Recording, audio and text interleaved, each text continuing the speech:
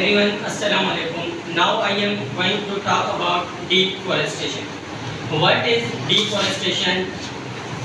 तो अभी मैं आपको डिफॉरेस्टेशन के कुछ काजेज बताऊंगा और कुछ इसकी मैं कंसिक्वेंसेस आपसे डिफाइन करूंगा, आपके साथ शेयर करूंगा और डिस्कस करूंगा। तो सबसे पहले हम डिफॉरेस्टेशन की डेफिनेशन पढ़ेंगे और ये डिफॉरेस्टेशन बना किन दो लफ्ज़ों से, किन दो लफ्ज़ों की कॉम्बिनेशन है वो मैं अभी आपको बताऊँगा। सबसे पहले deforestation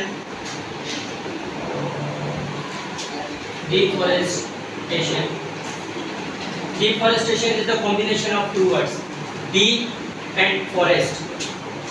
De means removal and forest means, आप सब लोग ये जानते हैं, मुझे लिखने की जरूरत नहीं है। तो इसका मतलब ये है कि फॉरेस्ट को रिमूव कर देने को हम एक नाम देते हैं जो इसको डिफॉरेस्टेशन कहा जाता है। तो अब मैं आपको इसी डिफॉरेस्टेशन के बारे में बताऊंगा, एक डेफिनेशन बताऊंगा। Deforestation, cut down the trees from the forest, cut down the trees from the forest, it is called deforestation. तो इसके कुछ काजेज होते हैं। हम डिफॉरेस्टेशन करते क्यों हैं?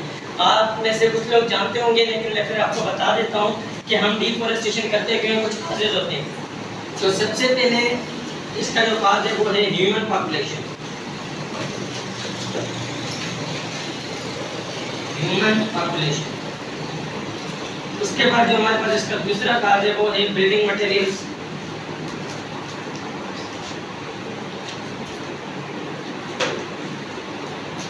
Building materials. उसके बाद जो ये तीसरा काज है इसका वो है यूजिंग एज अ फ्यूल। आप सब लोग ये जानते हैं, जब हम कोई भी डिफॉरेस्टेशन करेंगे तो हम अपने ज़हन में कोई इंटेंशन रख के वो डिफॉरेस्ट किसी चीज़ को करेंगे। बगैर किसी डिफॉरेस्टेशन, बगैर किसी इंटेंशन के हम डिफॉरेस्टेशन कर ही नहीं सकते। ऐसा तो हरगिज़ नहीं हो सकता कोई बंदा बैठा हुआ है और बोर हो रहा है, वो बोलेगा जाके मैं डिफॉरेस्टेशन कर देता हूँ। ऐसा कभी भी नहीं होगा। वो अपने जहन में कोई मकसद रखेगा, कोई पर्पस रखेगा, कोई इंटेंशन रखेगा जिसकी वजह से वो डिफॉरेस्टेशन करेगा। तो उसमें ह्यूमन पॉपुलेशन आ जाता है। अब मैं आपको बताऊंगा ह्यूमन पॉपुलेशन के बारे में। ह्यूमन पॉपुलेशन का मैं आपको डेफिनेशन वो पॉइंट लिखता हूँ। Cut down the trees from the forest to obtain wood, to obtain wood और यूजिंग एज अ फ्यूल। तो चले पहले हम फ्यूल को पढ़ देते हैं। फ्यूल किस तरह बनता है? फ्यूल जो है हमारा वुड से बनता है। वुड को हम यूज करके फ्यूल बनाते हैं। वुड को यूज करके हम फ्यूल बनाएंगे। हमारे पास वुड कहाँ से आती है? फॉरेस्ट से आती है। वुड हमें कहीं और से मिल नहीं सकती। अगर वुड हमें चाहिए, अगर फ्यूल बनाना है तो हमें वुड चाहिए। वुड हमें कहाँ से मिलेगी? फॉरेस्ट से मिलेगी। फॉरेस्ट से कैसे मिलेगी? जब हम डिफॉरेस्टेशन वाला प्रोसेस करेंगे तो हमारे पास ये वाली वुड आ जाएगी और इसी वुड को यूज करके हम फ्यूल बनाना है। और उसके बाद जो इसका सेकेंड पॉइंट है, सेकेंड काज है, वो हम पॉपुलेशन की तरफ चलते हैं। कि cut down the trees from the forest to obtain, we obtain for land for cultivation of crops, cultivation of crops। अब इतनी जो बढ़ती हुई हमारी पॉपुलेशन है उसको खाने के लिए भी तो कुछ चाहिए।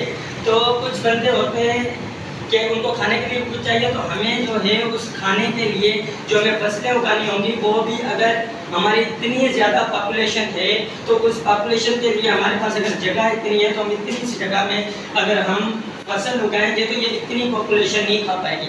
तो इतनी सी पॉपुलेशन क्या हम पेट भरने के लिए भी डिफॉरेस्टेशन को करते हैं, डिफॉरेस्ट को रिमूव करते हैं, जिसकी वजह से हमारे पास लैंड आ जाती है। किस वजह से? Cultivation of crops, cultivate land आ जाती है जिसके हम अपनी फसलें उगा सकते हैं और आवाम का पेट भर सकते हैं। उसके बाद हम तीसरे पॉइंट पे आ जाते हैं। Cut down the trees from the forest to obtain timber wood. Timber wood इससे हम क्या बना सकते हैं? इससे हम बना सकते हैं डोर्स, विंडोज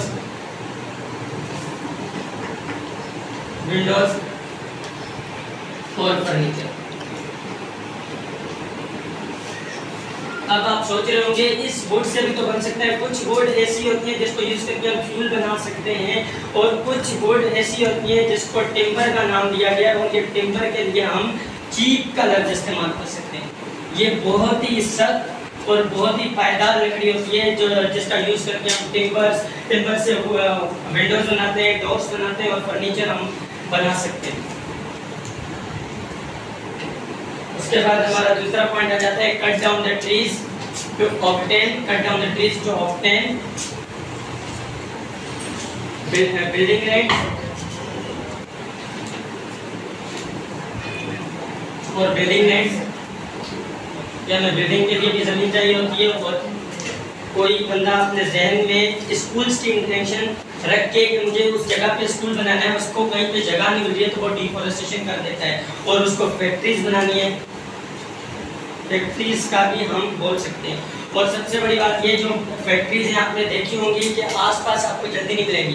फैक्ट्रीज आपको ऐसी जगह मिलेंगी जहाँ मतलब आसपास इतने घर ना हो, क्योंकि वहाँ से जो केमिकल निकलते हैं, धुएं वगैरह निकलते हैं तो बंदों को उससे मुश्किलात पेश आ सकती हैं, जिसकी वजह से फैक्ट्रीज काफ़ी दूर बनाई जाती हैं और डिफॉरेस्ट करके बनाई जाती है। ये तो डिफॉरेस्टेशन के वो काजेज थे जो इंसान अपने हाथों से करता है। अब मैं आपको इसके कुछ नेचुरल 2 काजेज बता देता हूँ। नेचुरल काजेज बता, इसमें हमारे पास पहले नंबर पे आता है फॉरेस्ट फायर,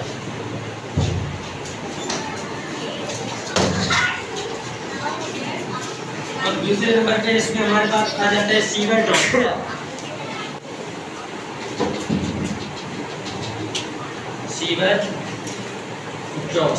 अब ये फॉरेस्ट फायर, आपको मैं एक बात बताता चलूँ, 2003 में रशिया में फॉरेस्ट फायर हुई थी जिससे हमारा 2 लाख किलोमीटर का रशिया वालों को फॉरेस्ट मतलब डिस्ट्रॉय हो गया था। 2 लाख किलोमीटर की उनकी जगह डिस्ट्रॉय हो गई थी फॉरेस्ट फायर। ये तो फॉरेस्ट फायर है हमेशा कुदरत की तरफ से लगती है, कोई भी कुदरत की तरफ से ऐसा कोई प्रोसेस होता है जो इंसान नहीं जान सकते, और ये फॉरेस्ट फायर हमारा जो है उससे लग जाती है, फॉरेस्ट फायर हो जाती है। तो फॉरेस्ट फायर का एक बहुत ही लंबा प्रोसेस है जो मैं आपको नहीं बता सकता।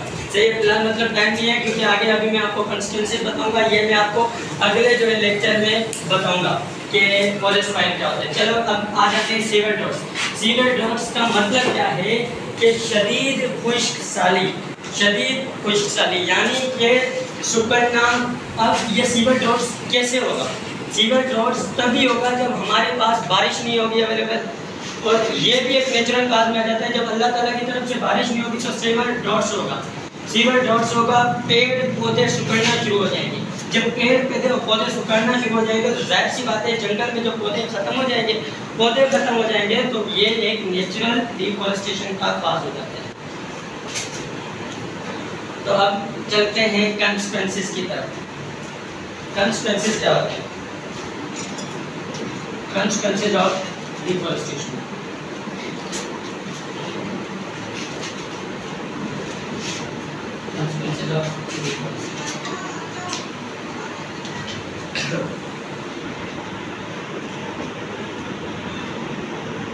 अब कंसिक्वेंसेस का मतलब क्या है कि नतीजे में हमारे पास जो डिफॉरेस्टेशन की प्रॉब्लम आ रहे हैं, अब उन प्रॉब्लम्स के बारे में 2-3 मैं आपसे डिस्कस करूंगा और उसके प्रॉब्लम बता देता हूँ कि कौन से प्रॉब्लम आते हैं। जब हमारे पास डिफॉरेस्टेशन होती है तो सबसे पहला जो आता है वो होता है ग्लोबल वार्मिंग। ग्लोबल वार्मिंग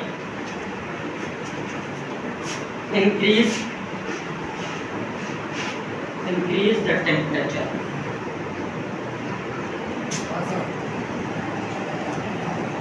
मैंने ये पॉइंट को छोटा करके लिख दिया है। अब मैं आपको बताता हूँ ये ग्लोबल वार्मिंग किस तरह होती है। इंक्रीज द टेम्परेचर डिफॉरेस्टेशन किस तरह मतलब इफेक्ट करता है हमारे उस पर, टेम्परेचर बढ़ जाता है, हमारा टेम्परेचर जो है हमारे माहौल में बढ़ जाता है। तो आप ये देख लें ग्लोबल वार्मिंग के बारे में बताने लगा हूँ। इसके 2 प्रोसेस हैं।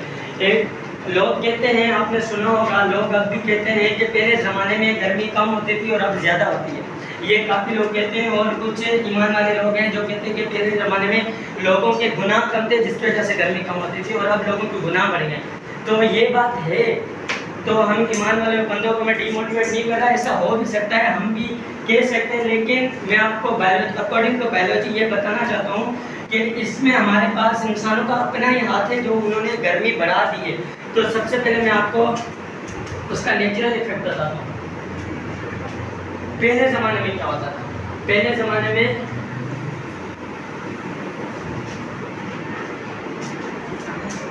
ये हमारे पास अर्थ है, ये जो है एटमॉस्फेयर, ये जो है एटमॉस्फेयर है, और ये जो है यहाँ पे सन को, ये हम सन को ले लेते हैं। अब पहले ज़माने में क्या होता था? पहले ये होता था बायोलॉजी के हिसाब से, ये जो सन है ये सोलर रेडिएशन जो है अपनी भेजता था, और ये सोलर रेडिएशन इस एटमॉस्फेयर को पेनिट्रेट करके चीर के अर्थ के सरफेस तक पहुंचती थी। इस साइकिल को समझने की कोशिश करना, चीर के अर्थ के सरफेस तक पहुंचती थी, और अर्थ को जितनी भी उससे रेडिएशन चाहिए होती थी, जो मतलब ज़रूरी समझता था, अर्थ अपनी कैपेबिलिटी के हिसाब से, मतलब जो इसकी उतनी सलाहियत होती थी वो ले लेता था। उसके बाद अर्थ के पास जो एक्स्ट्रा रेडिएशन बचती थी वो ऊपर भेजता था, वो एटमॉस्फेयर के पास, और इसको क्या कहते हैं हम? री रेडिएटेड हीट, री रेडिएटेड हीट। और ये एटमॉस्फेयर क्या करता है? इसमें CO2 पहले भी मौजूद होता था, क्योंकि पहले जो है लिमिटेड दरख्त होते थे, और लिमिटेड जो है एक फिक्स प्रोपोर्शन में जो CO2 मौजूद होती थी हमारे पहले ज़माने में, बायो के हिसाब से पहले ज़माने में फिक्स प्रोपोर्शन में मौजूद होती थी। और ये एटमॉस्फेयर CO2 जो है हमारा, बाकी जो एक्स्ट्रा रेडिएशन होती थी उसको एब्जॉर्ब करता था, और जो बाकी बच जाती थी, ये जो है एटमॉस्फेयर में जो रेडिएशन वो स्पेस में चली जाती थी। अब जो एटमॉस्फेयर एक्स्ट्रा रेडिएशन लेता था, तो जाहिर सी बात है वो एटमॉस्फेयर कहाँ करेगा? जो एटमॉस्फेयर के अंदर CO2 थी वो अपनी उसकी एक्स्ट्रा रेडिएशन कहाँ करेगा? वो जो एक्स्ट्रा रेडिएशन इसने ऊपर भेजी और जो इसने ली, वो दोबारा से अपनी कुछ देर के बाद, कुछ टाइम के बाद अर्थ के पास भेज देता है। अर्थ के बाद उससे हमें क्या कहते हैं? उससे हम कहते हैं री एमिटेड हीट, री एमिटेड हीट, उसे हम री एमिटेड हीट कहते हैं, जो एटमॉस्फेयर से दोबारा अर्थ तक आती है। तो चलो अब मैं आपको बताता हूँ अब के ज़माने में क्या होता है। अब क्योंकि अब डिफॉरेस्टेशन आ गई है पीरियड, पहले डिफॉरेस्टेशन नहीं होती थी। CO2 है हमारे पास जो एटमॉस्फेयर में है कि फिक्स प्रोपोर्शन में होता था और थोड़ी मिकदार में होता था, और वो थोड़ा ही टेम्परेचर इंक्रीज करता था अर्थ पे। अब वाली जो अर्थ पे यहाँ से भी वही पूरा प्रोसेस हो रहा है कि सन से जो है ये हमारा एटमॉस्फेयर है, एटमॉस्फेयर, और ये अर्थ है हमारी, और यहाँ से जो है जो सोलर रेडिएशन पेनिट्रेट करके एटमॉस्फेयर को यहाँ तक पहुँच रही है, पूरा वही प्रोसेस है कि ये यहाँ से जो एक्स्ट्रा रेडिएशन है वो वापसी एटमॉस्फेयर में जा रही है, जिससे हम री रेडिएटेड हीट कहते हैं। और जो एटमॉस्फेयर ले रहा है एक्स्ट्रा रेडिएशन को, और जो बच जाती है इसके बाद वो स्पेस में भेज देता है। स्पेस में यहाँ तक क्लियर था, या आपको मैंने समझा दिया था। उसके बाद जो इसने ली वो वापसी इधर भेज देता है, जिसे हम री एमिटेड हीट कहते हैं। अब बात ये आती है कि गर्मी कैसे बढ़ती है।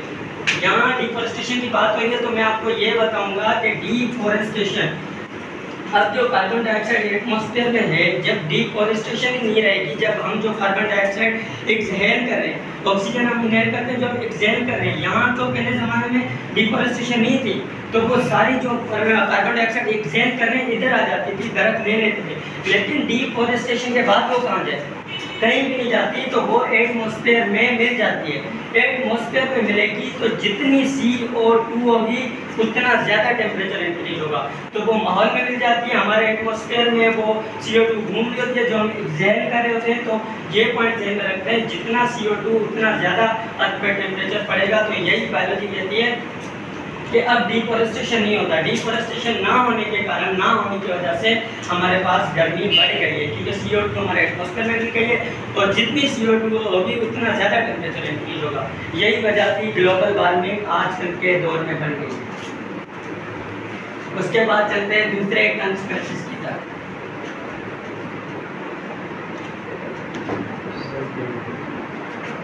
Decrease the rainfall, decrease rainfall, decrease the rainfall. अब आप सोच रहे होंगे कि पौधों का किस तरह से अमल है रेनफॉल में।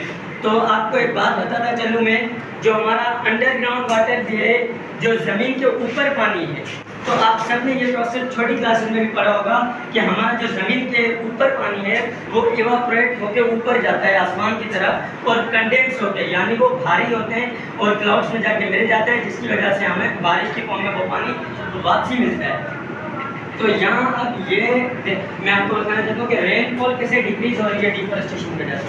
सिर्फ जो ज़मीन पे पानी है वही तो ऊपर नहीं जा रहा। आप सबने पढ़ा होगा पानी फोटोसिंथेसिस का अमल तो होता है और पौधों को भी तो पानी मिलता है। तो पौधों को जो पानी मिलता है, आपने पढ़े होंगे लीव्स में पोर्स होते हैं, लीव्स में छोटे छोटे पोर्स होते हैं। और ये पूरा जो है हमारा पौधा है, ये जो पूरा पौधा है, यहाँ से जिसकी जो जड़ें हैं, ये जो है पूरा डिस्ट्रीब्यूट करते हैं पानी इक्वल। तो जो इनके पोर्स में पानी जाता है, तो पोर्स से भी तो एवापोरेशन हो रही है, पोर्स से भी तो पानी ऊपर जा रहा है। तो ये जो पोर्स से पानी ऊपर जाएगा वो भी तो एवापोरेट हो रहा है, तो उसकी वजह से भी तो रेनफॉल में मतलब कि पौधों का भी तो किरदार है पानी के अंदर, पौधे भी तो ऊपर एवापोरेट कर रहे हैं। इस पूरे अमल को आप पढ़ के आए होंगे, ट्रांसपायरेशन कहा जाता है, ट्रांसपायरेशन कहा जाता है। तो हम ये नहीं कह सकते कि पौधों का कोई अमल नहीं है बारिश में। अगर पौधे कम हो जाते हैं तो हमारे पास बारिशें कम होती हैं, अगर बारिशें कम होती हैं तो जो हमारे पास नदियों में पानी है वो पानी नहीं भरेगा। जब वो पानी नहीं आएगा तो फिर काफ़ी मुश्किलात पैदा होंगी दुनिया में। उसके बाद आपको मैं तीसरा कंसिक्वेंसेस पढ़ाता हूँ। तीसरा कंसिक्वेंसेस ये है कि वाइल्ड लाइफ एंड